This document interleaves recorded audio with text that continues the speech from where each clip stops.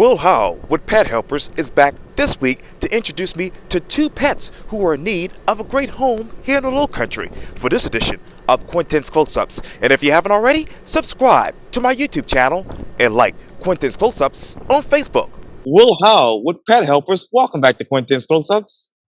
Hey, how's it going, Quintin? Well, it's going great here. I know that you have some great new puppies for me. Tell me more about them. Yeah, so right here we got Scully and we have Mulder. These two, I really got my hands full with them. They're a whole lot of fun, but they're only 6 pounds apiece, and they're about 8 weeks old. They're Chihuahua Jack Russell mixes. Now, we're always hearing people asking for small dogs from the shelter, and they don't come in that often, but when they do, they go fast. So we're trying to make that happen with these two. Hopefully somebody can come by today from 12 to 6 to scoop them right on up. They are way too sweet to be hanging out here for the holiday season. Yes, indeed. And when did they actually come to Pet Helpers? Came to help. So, we got our hands on them about a month ago. And they've been in foster care, just really living it up, having a whole lot of fun. But now it's time for them to go into a home of their own. Yeah. And do they have any siblings or mother? So we just had the two of them. I believe, the mother, and any other siblings were kind of kept by the, previous owner. So we just ended up with these two to adopt out. So really just looking for a home to take either one or both of them. I will say Scully does have a tendency to bully little Mulder here. So it probably would be best that they were adopted out into separate homes. And what homes would be ideal for them? Since they are so small, they could do well in almost any home. They're not too much to handle. They're pretty laid back and easy.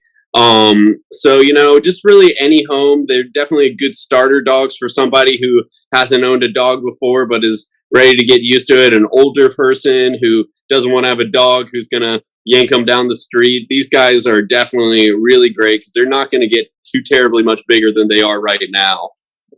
Wow. Well, let me turn over to something personal, if you don't mind. I know that you're wrapping up your final days at Pet Helpers as the marketing manager there. What was that like for you as far as the experience? It's been amazing, and I really, really am so thankful for all the time I've been able to spend here at Pet Helpers. I got about 2 more interviews with you, so I'll be here for at least until the 6th of January, but we're right now looking for my replacement, so I really want to make sure that somebody comes in and they're able to just continue working hard and just appreciating the job the way I have. So if you're interested in actually becoming the next marketing manager at Pet Helpers, please email msusko, that's the letter M as in Mary, and then SUSKO at pethelpers.org with your resume, and be ready to, express some of those skills you might have as a marketer and put in a good word. It's a really amazing job. There's so few jobs out there where you get the chance to work with animals and do something that's really, truly good. And I am just so appreciative of all the experiences I've had here at Pet Helpers. What animal has been your favorite? Oh, man, that's a hard one. It's probably going to be this little tuxedo cat named Lena, who I ended up taking home myself.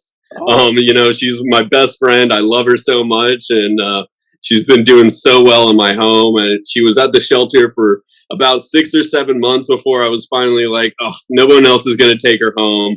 I have to. She's just so sweet, so silly. She's got a funny personality, and I just fell in love with her from the start.